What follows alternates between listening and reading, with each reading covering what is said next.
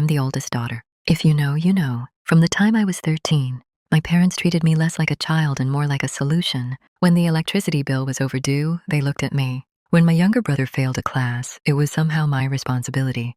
When my mother cried herself to sleep because my father was too tired to talk, I was the one sitting beside her bed holding her hand.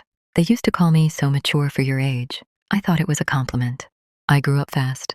I learned how to cook, clean, manage emotions that weren't mine, and swallow my own feelings because there was never room for them. My brother Adam didn't have to do any of that. Adam was the dream, the future, the one who just needed support. When I got accepted into a good university with partial scholarship, my parents hugged me, but the joy faded quickly. That's great, my dad said, but Adam will be applying next year. We need to think about him. So I declined the offer. I told myself I could apply again later. Later never came. At 22, I was working full-time and giving most of my paycheck to my parents. At 25, I was paying their rent. At 27, I was still sleeping in my childhood bedroom while Adam lived on campus, fully funded. They told me it was temporary. Then my mother got sick. Not critically, not hospitalized, but sick enough that everyone suddenly needed me more. I became her caretaker, the family accountant, the emotional punching bag. And still, I loved them. Until the night I accidentally overheard a conversation that shattered everything I believed about my family. It happened on a Tuesday night. I had come home late from work, exhausted, shoes still on, when I heard my parents talking in the kitchen. I wasn't trying to listen. I really wasn't. But then I heard my name. She doesn't need to know, my father said casually. My mother sighed. I know, but sometimes I feel bad. My heart started pounding. Bad about what? My dad replied. She's strong. She can handle it. She always has. I stood frozen in the hallway. Handle what? Then my mother said something that made my knees go weak. We never told her about the savings account, the one we made in her name. Silence. My father chuckled. Yeah, well, that money was better spent on Adam. I felt like the air had been sucked out of the room. What savings?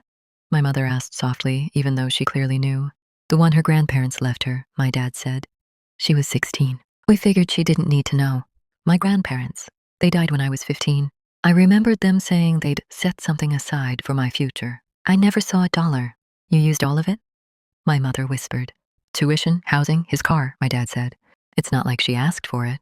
I pressed my hand against the wall to keep from collapsing. They didn't forget. They didn't struggle. They chose. My entire life flashed through my mind. Every sacrifice, every guilt-filled conversation, every time I put my dreams on hold. I walked back to my room quietly and cried into my pillow until morning. But I didn't confront them, not yet, because the truth was about to get even worse. 2 weeks later, I found the documents. I wasn't snooping. I was looking for my birth certificate for a work form. The folder was labeled with my name. Inside were bank statements, old ones. My hands were shaking as I read the numbers. The amount my grandparents left me could have paid for my entire education, and then some.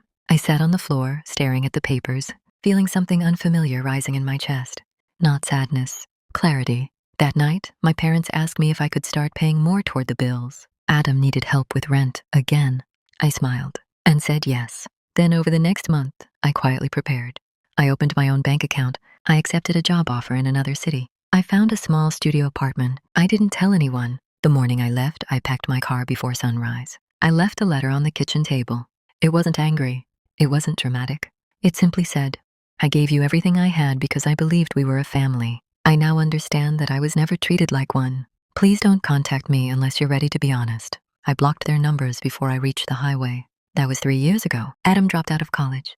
My parents struggled financially. They tried reaching me through relatives. I didn't respond. Today I live alone. I'm finishing the degree I always wanted. I'm not the strong one anymore. I'm just free. And for the first time in my life, that feels enough. If this story is hitting close to home, don't forget to like this video and subscribe to the channel. Stories like this remind us that choosing yourself is never wrong.